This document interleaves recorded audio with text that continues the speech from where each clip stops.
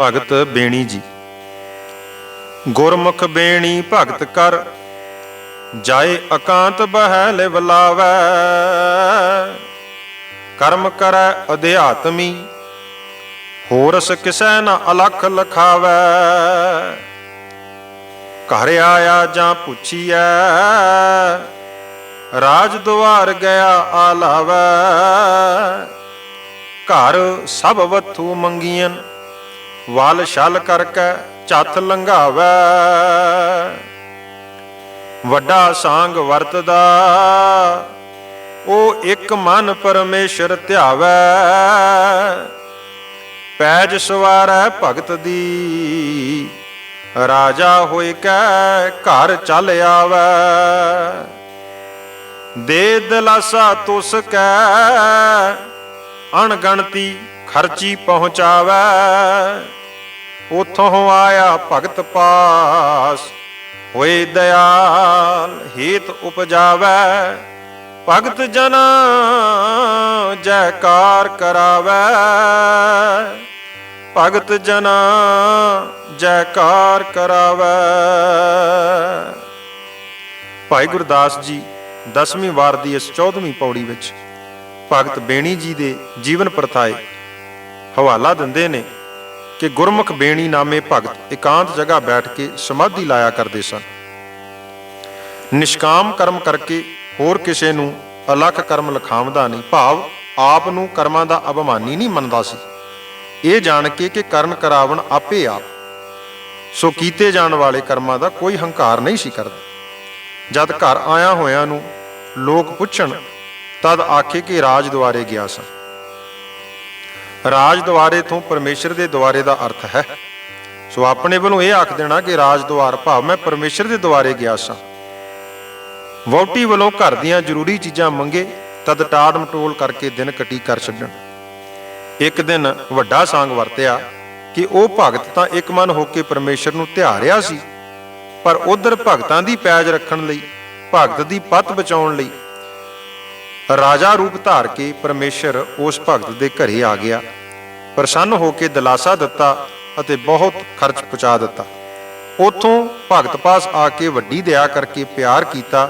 ਭਗਤ ਜਨਾਂ ਦਾ ਪਰਮੇਸ਼ਰ ਆਪ ਜੈਕਾਰ ਕਰਦਾ ਹੈ।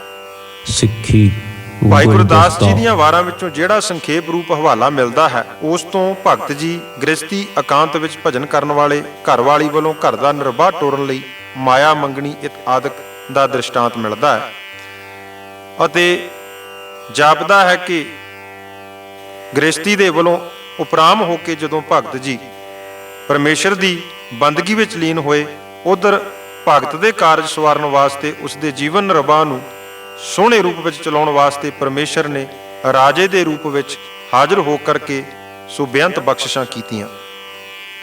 ਭਗਤ ਜੀ ਦਾ ਜੀਵਨ ਬਿਉਰਾ ਵੀ ਬਹੁਤੇ ਵਿਸਥਾਰ ਵਿੱਚ ਉਪਲਬਧ ਨਹੀਂ। ਇਹਨਾਂ ਦਾ ਪੂਰਾ ਨਾਮ ਸ੍ਰੀ ਬ੍ਰਹਮਬਾਦ ਬੇਣੀ ਜੀ ਸੀ, ਪ੍ਰਚਲਿਤ ਨਾਮ ਸ੍ਰੀ ਬੇਣੀ ਜੀ ਕਰਕੇ ਚੱਲਦਾ ਰਿਹਾ।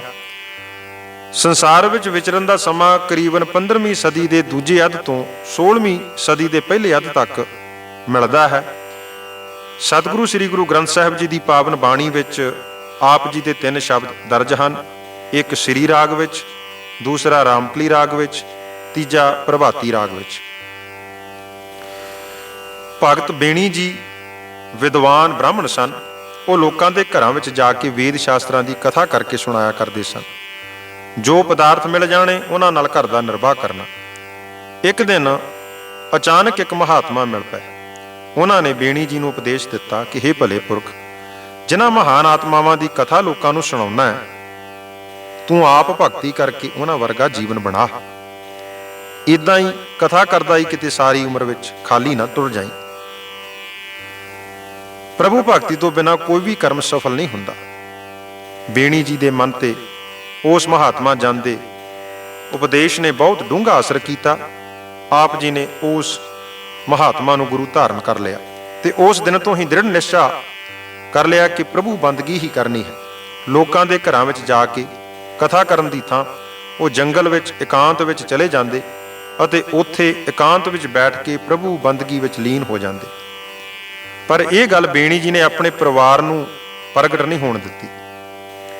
ਤਰਕਾਲਾਂ ਨੂੰ ਖਾਲੀ ਹੱਥ ਘਰ ਮੁੜ ਆਉਂਦੇ ਤੇ ਘਰ ਆ ਕੇ ਆਖ ਦਿੰਦੇ ਕਿ ਮੈਂ ਕੱਲ ਨੂੰ ਕੁਝ ਲਿਆਵਾਂਗਾ, ਪਰ ਜਦੋਂ ਅਗਲਾ ਦਿਨ ਆਉਂਦਾ ਫਿਰ ਇਸੇ ਤਰ੍ਹਾਂ ਆਖ ਕੇ ਦਿਲਾਸਾ ਦੇ ਦਿੰਦੇ। ਕਈ ਦਿਨ ਇਸੇ ਤਰ੍ਹਾਂ ਲੰਘ ਗਏ। ਅਖੀਰ ਘਰ ਵਿੱਚੋਂ ਖਾਣ ਪੀਣ ਦੀ ਸਭ ਸਮੱਗਰੀ ਖਤਮ ਹੋ ਗਈ। ਪਤਨੀ ਨੇ ਭਗਤ ਜੀ ਪਾਸ ਬੇਨਤੀ ਕੀਤੀ ਕਿ ਸੁਆਮੀ ਦੇਵ, ਘਰ ਦਾ ਗੁਜ਼ਾਰਾ ਇੰਜ ਕਿਵੇਂ ਚੱਲੇਗਾ? ਕਈ ਮਹੀਨੇ ਹੋ ਗਏ ਤੁਸੀਂ ਇਹ ਆਖ ਦਿੰਦੇ ਹੋ ਮੈਂ ਕੱਲ ਲਿਆਵਾਂਗਾ, ਮੈਂ ਕੱਲ ਨੂੰ ਪਦਾਰਥ ਲੈ ਕੇ ਆਵਾਂਗਾ। ਬੇਣੀ ਜੀ ਨੇ ਉੱਤਰ ਦਿੱਤਾ ਕਿ ਮੈਂ ਰਾਜੇ ਨੂੰ ਕਥਾ ਸੁਣਾ ਕੇ ਆਇਆ ਹਾਂ, ਉਹ ਆਖਦੇ ਸੀ ਕਿ ਛੇਤੀ ਹੀ ਸਾਰੀ ਸਮੱਗਰੀ ਤੁਹਾਡੇ ਘਰ ਹੀ ਪਹੁੰਚਾ ਦਿਆਂਗੇ। ਇਵੇਂ ਟਾਲ ਮਟੋਲ ਕਰਕੇ ਰਾਤ ਲੰਘਾ ਛੱਡੀ। ਸਵੇਰ ਹੋਇਆ, ਅੰਮ੍ਰਿਤ ਵੇਲੇ ਰੋਜ਼ ਵਾਂਗ ਨਿਤਨੇਮ ਨਾਲ ਜੰਗਲ ਵਿੱਚ ਜਾ ਕੇ ਪ੍ਰਭੂ ਭਗਤੀ ਕਰਨ ਲੱਗ ਪਏ। ਇਸੇ ਤਰ੍ਹਾਂ ਹੋਰ ਦਿਨ ਲੰਘ ਗਏ। ਘਰ ਵਿੱਚ ਹਰ ਰੋਜ਼ ਰਾਜੇ ਦੇ ਆਉਣ ਬਾਬਤ ਪੁੱਛਿਆ ਜਾਂਦਾ ਤੇ ਭਗਤ ਜੀ ਇਹੋ ਉੱਤਰ ਦਿੰਦੇ ਕਿ ਉਹ ਰਾਜਿਆਂ ਦਾ ਵੀ ਮਹਾਨ ਰਾਜਾ ਹੈ, ਇਹ ਉਹਦੀ ਮੌਜ ਹੈ, ਸਮੱਗਰੀ ਪਹੁੰਚਾਵੇਗਾ ਤੇ ਜ਼ਰੂਰ, ਪਰ ਕਦੋਂ ਇਸ ਬਾਰੇ ਉਹ ਕੁਝ ਨਹੀਂ ਕਹਿ ਸਕਦੇ ਕਿਉਂਕਿ ਰਾਜਿਆਂ ਦਾ ਆਪਣੀ ਮੌਜ ਹੁੰਦੀ ਹੈ। ਪਤਨੀ ਦੇ ਸਬਰ ਦਾ ਪਿਆਲਾ ਭਰ ਗਿਆ। ਉਹ ਉਡੀਕ ਕੇ ਥੱਕ ਗਈ ਤੇ ਨਿਰਾਸ਼ਾ ਭਰੇ ਸ਼ਬਦਾਂ ਵਿੱਚ ਬੋਲੀ ਕਿ ਤੁਹਾਨੂੰ ਕੋਈ ਭੁਲੇਖਾ ਲੱਗਾ ਲੱਗਦਾ ਹੈ। ਉਹ ਕਿਹੋ ਜਿਹਾ ਰਾਜਾ ਹੈ ਜਿਹੜਾ ਕਥਾ ਤਾਂ ਸੁਣ ਛੱਡਦਾ ਹੈ ਪਰ ਆਪਣੇ ਕਥਾ ਸੁਣਾਉਣ ਵਾਲੇ ਨੂੰ ਖਾਣ ਨੂੰ ਕੁਝ ਦਿੰਦਾ ਹੀ ਨਹੀਂ। ਉਪਰੋਕਤ ਸ਼ਬਦਾਂ ਨੇ ਬੇਣੀ ਭਗਤ ਜੀ ਦੇ ਸਿੱਧਕ ਭਰੋਸੇ ਵਿੱਚ ਵੀ ਕੋਈ ਫਰਕ ਨਾ ਪੈਣ ਦਿੱਤਾ।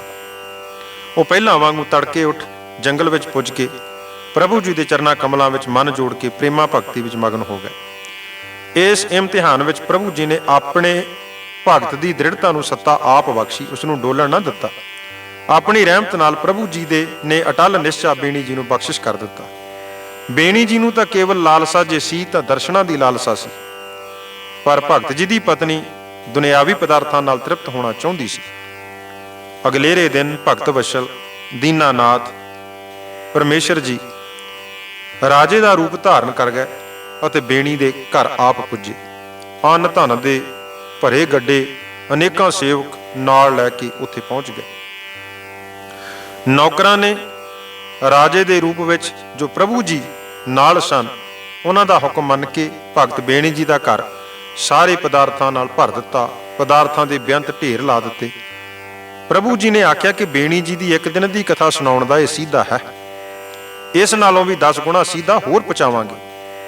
ਭਗਤ ਜੀ ਦੀ ਪਤਨੀ ਸਮਾਨ ਦੀ ਸਾਂਭ ਸੰਭਾਲ ਵਿੱਚ ਰੁੱਝ ਗਈ, ਪਰ ਉਹ ਦਿਲੋਂ ਰਾਜਿਆਂ ਦੇ ਰਾਜੇ ਪ੍ਰਭੂ ਜੀ ਦਾ ਹਜ਼ਾਰ ਸ਼ੁਕਰ ਕਰ ਰਹੀ ਸੀ। ਸਭ ਸਮੱਗਰੀ ਪਹੁੰਚਾ ਕੇ ਪ੍ਰਭੂ ਜੀ ਜੰਗਲ ਵਿੱਚ ਪੁੱਜੇ ਤੇ ਉਧਰ ਬੰਦਗੀ ਵਿੱਚ ਲੀਨ ਭਗਤ ਬੇਣੀ ਜੀ ਨੂੰ ਪ੍ਰਤੱਖ ਦਰਸ਼ਨ ਬਖਸ਼ਿਸ਼ ਕਰਕੇ ਨਿਹਾਲ ਕੀਤਾ। ਗਲ ਨਾਲ ਲਾ ਕੇ ਅਨੇਕਾਂ ਰਹਿਮਤਾਂ ਬਖਸ਼ੀਆਂ। ਭਗਤ ਬੇਣੀ ਜੀ ਅੰਦਰ ਬ੍ਰਹਮ ਗਿਆਨ ਦਾ ਪ੍ਰਕਾਸ਼ ਪ੍ਰਭੂ ਜੀ ਨੇ ਕਰ ਦਿੱਤਾ। ਭਗਤੀ ਰੰਗ ਵਿੱਚ, ਮਸਤੀ ਵਿੱਚ, ਰਸ ਵਿੱਚ ਮਤਵਾਲੇ ਹੋਏ ਬੇਣੀ ਜੀ ਰਾਤ ਨੂੰ ਘਰ ਪੁੱਜੇ। ਉਧਰ ਬੇਣੀ ਜੀ ਦਾ ਘਰ ਅੰਨ ਧਨ ਨਾਲ ਭਰਪੂਰ ਸੀ। ਮਨ ਪਹਿਲਾਂ ਨਾਲੋਂ ਹੋਰ ਵੀ ਵਧੇਰੇ ਰਾਮ ਰੰਗ ਵਿੱਚ ਮਗਨ ਹੋ ਗਿਆ। ਪ੍ਰਭੂ ਦਰਸ਼ਨਾਂ ਨੇ ਭਗਤ ਜੀ ਨੂੰ ਪਰਮ ਪਦਵੀ ਦੀ ਉੱਚ ਅਵਸਥਾ ਵਿੱਚ ਪਹੁੰਚਾ ਦਿੱਤਾ। ਤ੍ਰੈਗੁਣੀ ਮਾਇਆ ਦੇ ਬੰਧਨਾਂ ਤੋਂ ਉੱਪਰ ਮਨ ਸਹਿਜ ਅਵਸਥਾ ਵਿੱਚ ਪਹੁੰਚ ਗਿਆ।